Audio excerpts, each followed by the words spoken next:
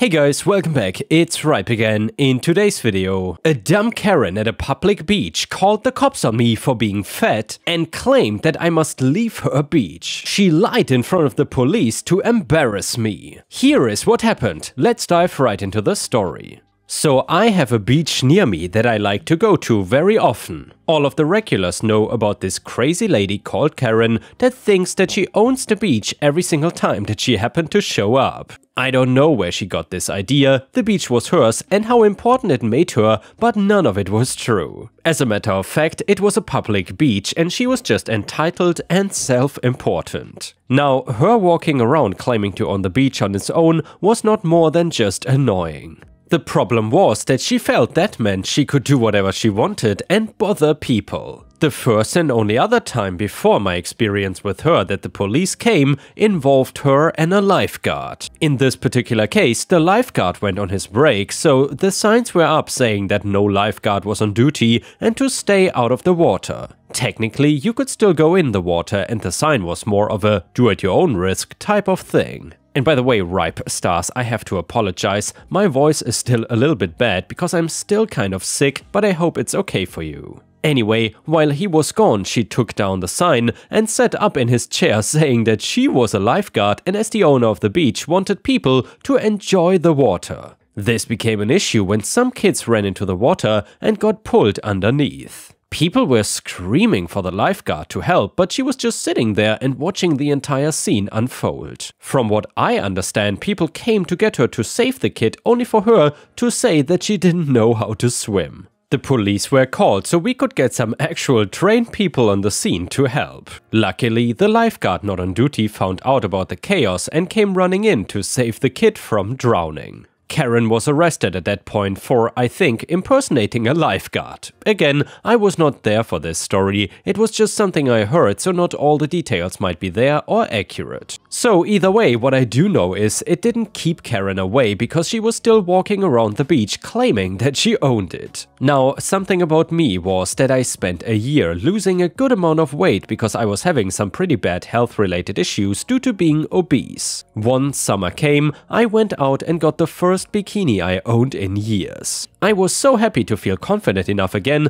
to wear one and just proud of what I accomplished. And well, about 5 minutes after taking off my cover, Karen came storming over to me. She looked pissed off and I knew that it was not gonna be good. Karen, what do you think you're doing? Exposing yourself on my beach with children around. Me, I'm not exposing myself. I'm wearing a bathing suit like almost everybody else here. Karen, you're wearing a skimpy bikini. This is a family place and nobody should have to turn around and see you being dirty. Me, there are plenty of other women wearing bikinis. Karen, yes, but that's because I say it's okay for them to do it. You are far too fat to be wearing one. It looks disgusting and showing far too much skin. Either cover up or leave my beach right now. Me, look, we both know that you don't actually own this beach. People humor you to avoid a major blow up, but they all know it too. Everything that needs to be covered on my body is covered and I'm not leaving. She proceeded to pull out her phone and call 911 emergency services. She was talking about how there was a fat naked lady running around on her beach scaring everybody. Going so far as to call me dangerous and needing help right away. She looked smug and at this point I was feeling very dejected. I knew that I still had a full body and even some loose skin hanging around. The more she talked, the worse I felt and the more I wanted to just wear baggy clothing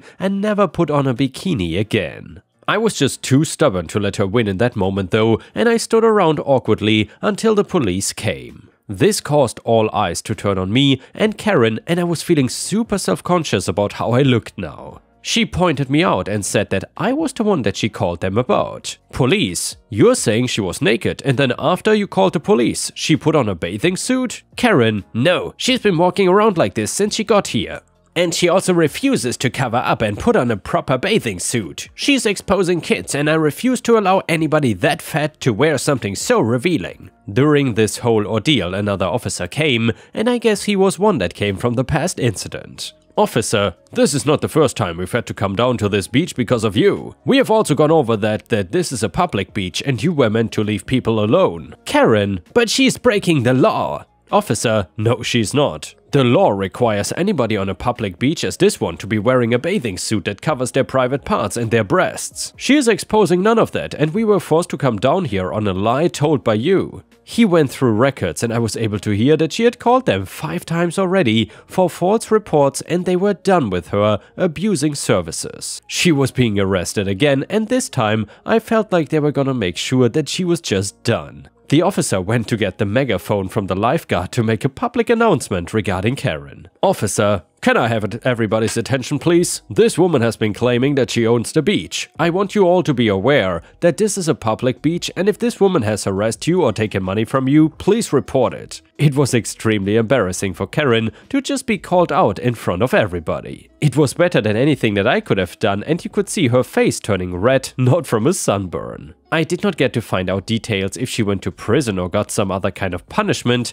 I don't know if these things can be found publicly. Maybe somebody reading this can give me an answer. What I do know was that Karen ended up getting banned from not only that beach, but every single public park in the county. I also got this information secondhand, so I'm not 100% sure if it's true, but it seemed to be valid since I have not seen Karen at the beach ever since this incident. As for me, I'm still trying to feel okay with my body in my bikini, but I just want to keep wearing it and trying until I get to that point. Aside from Karen, nobody has said anything mean to me, which has been a huge help. I even had a couple of people saying that I looked nice. And now let's move on to the next story. It starts like this. Before we start, I will say that the veteran in question was a German veteran of World War II. He was my grandfather, but he in no way was an Nazi sympathizer. And sorry guys, I think I cannot say that word on YouTube. Thank you, family-friendly monetization policies. Anyways, he was in the military before the big bad guy was in power and had no choice but to fight in the war.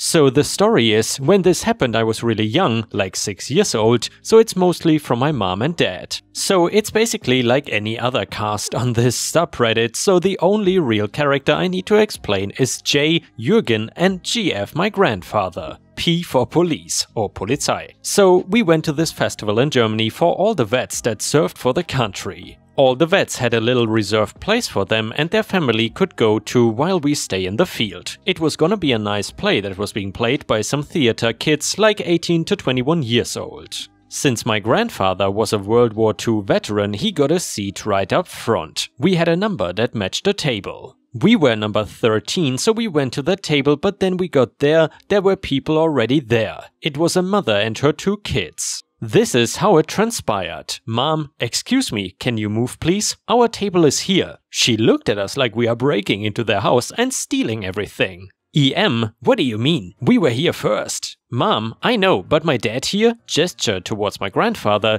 "is a World War II veteran and they gave him..." EM interrupts, "So he's a Nazi?" That really hit hard for my family, as it is like the worst thing you could say to my grandpa, as he already feels like crap for being in the war. "EM, I'm not giving my seat for some Nazi. Leave." My mom was super pissed. She started going off on this woman while my grandpa and dad tried to calm her down while she was cussing and screaming at this lady. This called attention to my dad's friend Jürgen, who set up the whole thing. "Jürgen, hey, can you please quiet down?" "EM, these people are trying to take our spot even though it's ours." "Jürgen, ma'am, the seats are reserved for World War II veterans." "EM, so you're saying that since he's a Nazi he gets the best spot, right? Apparently nothing has changed in this country, you racist idiots. I'm not moving for some Nazi piece of work." Everyone around us finally looked at her, and by now someone had called the police and they came to see what was wrong. "Police? What seems to be the problem, ma'am?" "EM, these idiots are assaulting me." P2, "Is this true?" asking the table around them. They all said no and they arrested the mom for disrupting the peace. As they were taking her away, she kept on saying vulgar stuff to my grandfather and my family as she was being taken away. They asked if we wanted to press charges, but my grandpa said no. He was the kind of person that forgave everyone. We later found out that she was American and her family was visiting a relative that moved from here. I know that Americans are not all like that, and I'm just sorry for her kids. The next stories, just to inform you why they will sound a little bit different, were recorded a while ago. However, they should still be fresh and new to you. These are not reposts or anything. Squatters moved into my home and sold my belongings online. I recently was going through the process of buying a new home and moving. Things actually seemed to be going perfectly, as I had a buyer for my old house around the same time that I was moving into my new one.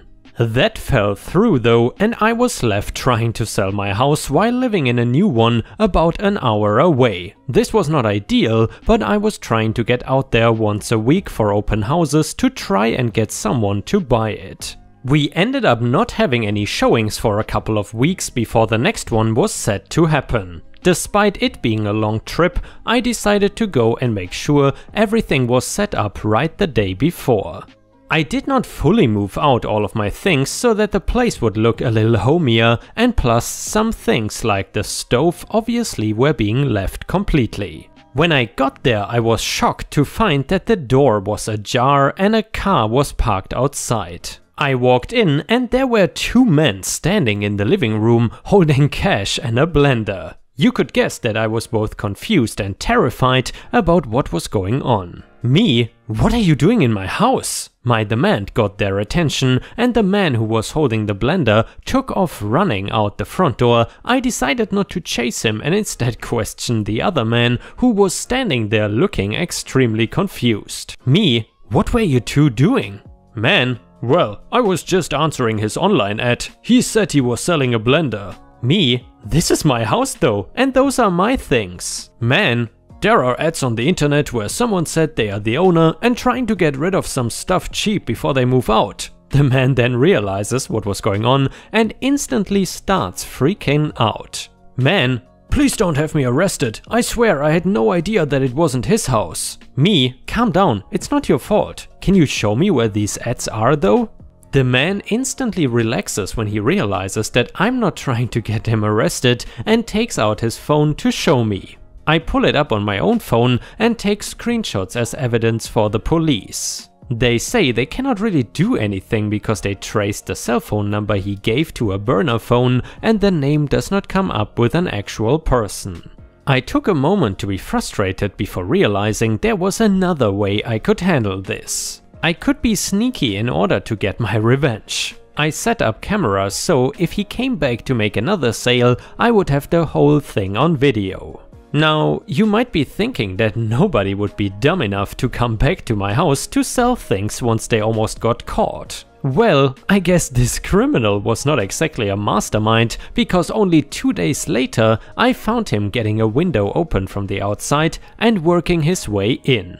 And by the way guys, I think this is not as uncommon as the OP believes, because in the past I have often read stories about criminals actually returning to the crime scene. Anyway, I got the whole thing on camera and had it streaming to my computer at home. As soon as I saw what was going on, I called the police and told them that it was happening right now. I was able to see on the camera the police going into the house and talking to the man. The whole time I was watching it like a movie and couldn't wait for the moment they arrested him.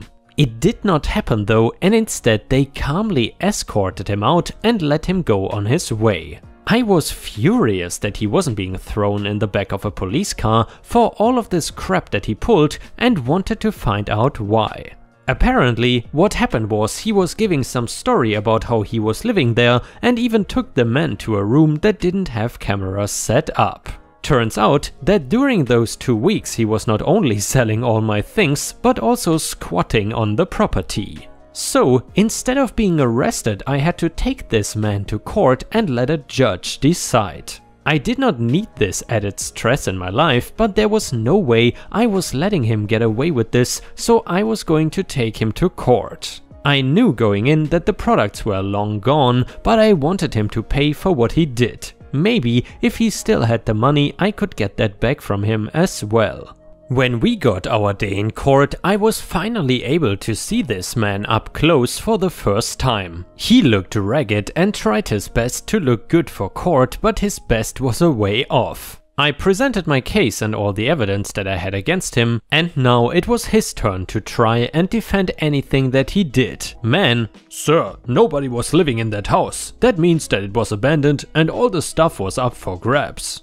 Judge, he still owned the property. Man, but he wasn't living in it, so the law says. Judge, I'm going to stop you right there. You don't know the law. I know the law. The law says that it was still his property and everything in it belonged to him. You broke in, you stole, and you sold those stolen goods. Do you still have the money you received from any of those items? Man, no, Your Honor. Judge, so you in no way can even offer to make reparations for the stolen goods. Man, they were not stolen. They were abandoned. He just said that he moved and left that stuff there. Me? To make the house look better towards sellers, Your Honor. Judge, it doesn't matter. They were still in a property that you own, so even if you were not using them, they were still yours. Man, that's just greedy though. I have a family to feed and this man is sitting here with 2 houses and trying to arrest a poor hardworking man. At the end of the day, I obviously won and the man was arrested for trespassing and burglary. It turns out that this man was actually a huge meth head and took all the money he got from selling my goods in order to buy more drugs. I guess the family he was referring to was him and the food was referring to more drugs. This was evident when the police found the meth he was keeping in my house when they helped evict him and all of his belongings. So he got a much longer sentencing than he would have otherwise and is now going to spend the better part of a decade in jail. During this whole time, I had lost all opportunities to show the house and was just happy that now I can try to sell my house again. Nothing that was stolen was worth very much money and the few things that were, insurance was going to cover because they were stolen. I'm honestly just hoping that I can sell this property soon so I can stop having to take 2 hours of my day every time I want to show up to the house. Since the incident, I actually have been making the trip daily in fear of another squatter taking over. I eventually asked my aunt if she wouldn't mind moving in until I could find a buyer so I wouldn't waste all this time and gas money. A warning tale for anyone that owns a property that nobody is currently living in to keep a very close eye on it. It doesn't take long for a squatter to break in and make your life a living hell while you try to get them out and fix the problems they caused. And yeah, Ripe Stars, time and time again I gotta say I am baffled by how difficult it seems to be to get rid of squatters on or / in your property. In addition, I would love to hear from you. Have you ever had to deal with squatters on your property? If so, what did you do? Please feel free to share with us in the comments. And while you're at it, I would really appreciate it if you could post some star emojis in the comments if you want to support the channel. Thank you so much in advance, your help is very much appreciated. The next one is titled, Keep Complaining, Enjoy Your Vacation in a Construction Site. This happened a long time ago when I worked on cruise ships. We always had dickheads from the internet forum, Cruise Critic. This guy had printed a sign, "I'm a cruise critic," and put it on his cabin door. Basically, these people expect special service and complain about absolutely everything to get free upgrades, drinks, or even a free cruise. As soon as he got on board, he complained about his cabin and was upgraded to a balcony suite to shut him up. It still was not good enough, he kept complaining that his TV reception was not crystal clear. We visited his cabin and saw no issue with the image. In fact, it was better than most TVs as it was close to the amplifier for that section. After replacing the TV anyway and explaining that we are tracking a geostationary TV satellite on a moving ship with a gyro-stabilized dish and millions of dollars of above and below decks equipment, he still kept complaining that the picture was not as clear as his TV at home. After 48 hours of him complaining and demanding a complimentary cruise, he was already cruising for free after complaining so much about his last cruise, we planned our revenge. When we knew he was at his allocated dining time, my AV team showed up in the cabin and gathered a team of engineers, fitters and electricians. We stripped all of the wall and roof panels and pulled out all the AV wiring, dumping a buttload of dust everywhere before downing tools and calling it a day. After the guest and his wife returned after dinner and a show, he called the front desk furious that his cabin had been turned into an uninhabitable construction site. It was explained to him that we listened to his demands and as such were rewiring his cabin to ensure he has crystal clear TV reception just like he asked. He was advised it would take a few days, the rest of the cruise, as it is a very complex job. He went quiet before asking to be moved to another cabin. He was moved to a cabin smaller than his original cabin and above the bow thrusters. He was not heard from again the rest of the cruise. And ripe stars, I am wondering, have you ever been on a cruise? And if so, where did you go? Personally, I've never been on one, but I think my dad frequently goes to these cruises, however the more cheap ones, not those super luxury ones. And I think what he enjoys the most is that all the food and drinks are free. However, then again, during the pandemic, a cruise is probably not the smartest thing to do, considering that you might get stuck on the ocean for a long time.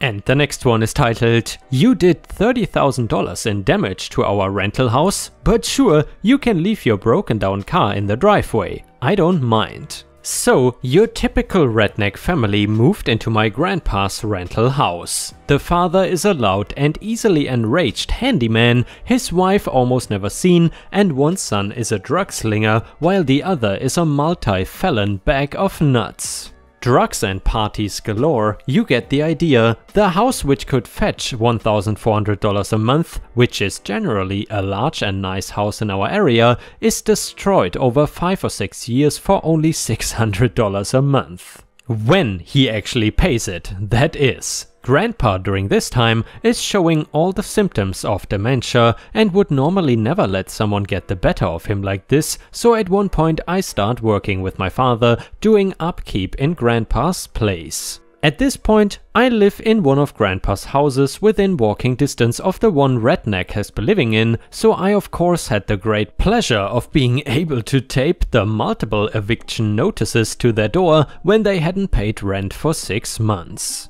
After all of the legal proceedings, it has been 8 months that they haven't paid rent and the sheriff is present as we set their things outside because the judge approved an immediate eviction. It probably helped when they didn't even show up to court to defend themselves. They had not been seen for a couple days, so they were not present for this. Therefore, we were courteous enough to bring in our own guys to carefully move their things out. The lawmen there were happy to take every bit of paraphernalia that was found in the process. Redneck did show up later that night though, so I stood on my porch out of sight and listened as he got out of his car to scream, "This is BS!" as loud as he could in full redneck accent.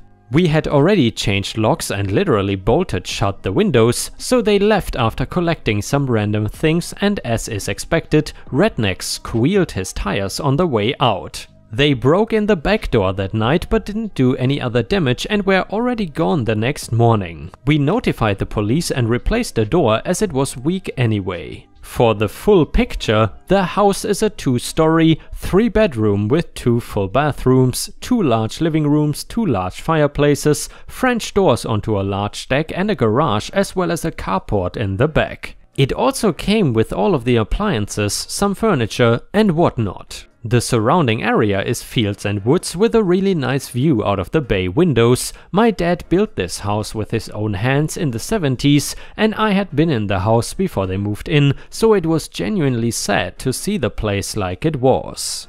When it's all done and over with, they are moved out and my dad ends up having to put a little over $30,000 into the house to make it livable. It took 3 months of work and even after that a plumber and electrician had to go and fix several problems that were discovered with tests and use. New renters get moved in as soon as possible, all is good and well, but then one day on my way to work I see the Redneck's family car parked at the end of the lane. It is an old beater with the bumper and driver door both being different colors from the rest of the car, so it is hard to mistake. Our family-owned business is where he would usually pay rent and I'm only at work for about an hour when I am told that I have a phone call on hold. I take the line and he doesn't hesitate to start in his hard-to-understand lilt. "Hey, this is Redneck. My car needs fixing and I left it in the lane. Can it stay there for a few days?" I am grinning and I almost giggle after I thought it over for a second. Sure, I don't mind. He hangs up just like that, and I don't stop smiling as I start to look at local tow companies on the internet. I find the one with the highest rates at the responsibility of the car's owner and gave them a call. They even charged hourly for the time their driver was on the road, so I was glad the place was a good while away. After waiting only half an hour after work, the tow truck showed up and I was happy to watch as he got the car hooked up. Once he got done, I pointed him to the paved area where he could turn around, and then he was gone. It was on the 4th day that I got a phone call from Redneck's little wife, and I am certain he was staring at her the whole time as she politely asked where the car had been sent.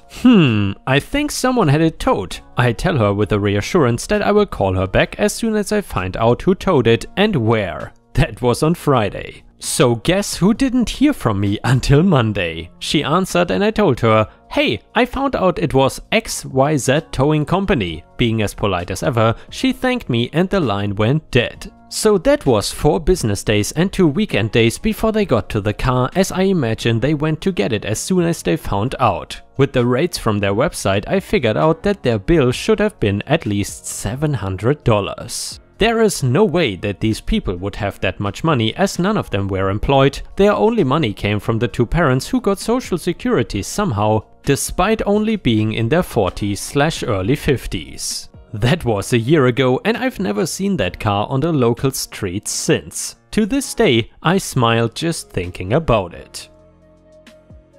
The next one was posted by user DC Applinger or D Caplinger, I'm not sure, on r/ripe stories, and it is titled Karen tries to take boy from his mother because mother was threatening to swat the boy for bad behavior. About 20 years ago, I was shopping for groceries when I heard a loud screech from the next aisle over. I left my cart and ran to see what the commotion was. There was a lady with a young son shopping and the boy was not behaving. I had seen both the mom and son several times while walking the aisles and saw her gently swat the boy at one point. It seemed the young boy was misbehaving again, so mom threatened to spank him again. Also present was a very typical Karen in the wild who decided to try to take the boy from his mother because of the threat, and the mother was the one who screamed.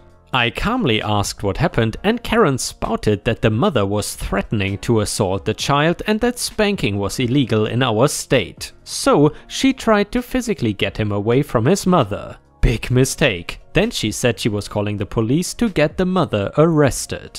It was at that time that I pulled the right side of my jacket open to expose the badge and gun hidden on my waist. I told the Karen, "Lady, I am the police. It is legal for a parent to use corporal punishment, including spanking, in our state." She tried to argue, at which point I pulled open the left side of my jacket, exposing my handcuffs, and said, "If you don't stop harassing this woman and her son, or you keep acting in a disorderly fashion, I will gladly arrest you.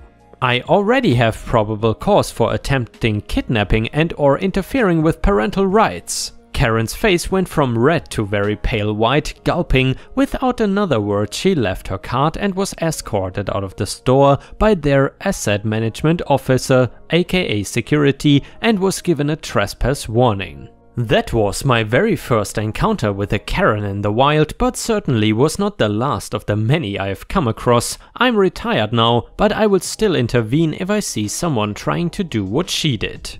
Understand, I don't advocate for the use of corporal punishment, but by law that is a choice for the parents to make. I merely stood up to let Karen know the use of such punishment, especially as gently as the mother had used, was very much legal in our state, and it still is. Every time I think of that encounter, I get mad for not arresting the Karen, as she did attempt to kidnap the lad, and at the minimum she would have faced an endangering the welfare of a minor charge. And guys, for some more context, we will also read some comments. A user in the comments said, "Good for you and good for mom. I will never advocate for beating a child, but a gentle swat on the butt does not hurt the child and does get their attention when other means are not working. My son, 27, never got a spanking, but he knew that if he pushed too far, he would. My grandkids were the same way, all I had to do was say stop and give them the look as they call it, and whatever they were doing ended right then. And then OP responded, absolutely, in the case from my OP, the woman swatted her son on the buttocks with a rolled up group of coupons from a Sunday newspaper. The boy was maybe 5 or 6 years old and the sound had a much bigger impact than physical pain. Actually, the kid would not have felt anything as those coupon leaflets were as effective as a pedal as a limp piece of spaghetti. It was all about tone of voice, the noise of the spanking and being a responsible mother. As I said, I had already seen the way she used the physical punishment and knew it was very lightly administered. Just in case anyone wonders why I did not arrest the Karen, it was because the mother opted not to pursue charges and was satisfied that Karen had been banned from the store for 6 months. Believe me when I say I memorized everything about Karen's car. It really was not that hard though, because guess who was waiting in the lot to try to confront mom again? At that point I really should have arrested the Karen, because even though the mom did not want to press charges since I had a direct confession from Karen saying she did try to physically take the boy from his mom, I still had all the probable cause I needed. Karen sitting in the lot waiting for mom to come out of the store technically would have worked itself into a felony charge of attempting to intimidate a witness/victim. I will try to post more stuff here in the future. I worked over 30 years in emergency services, literally working in every type of emergency services. I started with emergency management as a near full-time volunteer. Even though I started when I was 12, I was allowed to do some very grown-up stuff, including contributions to the county's emergency operations plan. After that, I was a firefighter/EMT for 15 years, a deputy sheriff for 12 years, and at the sheriff's office I worked as an emergency telecommunicator in the 911 dispatch division. I did that for 5 years and transferred to the court division, which is where I ran into most of the Karens and Chads. Damn, I loved to arrest them when they became disorderly in my courthouse. I was made chief of the division after about 4 years working as a bailiff to the Associate Circuit Court that handled criminal cases and served as the circuit court for all things probate. And with this, we have reached the end of the video. However, if you cannot get enough of my content, please check out my endless playlist, where you can find thousands of hours of content. In addition, please don't forget to subscribe to my channel to not miss any of my daily uploads. Thank you so much in advance, and I hope to see you again tomorrow.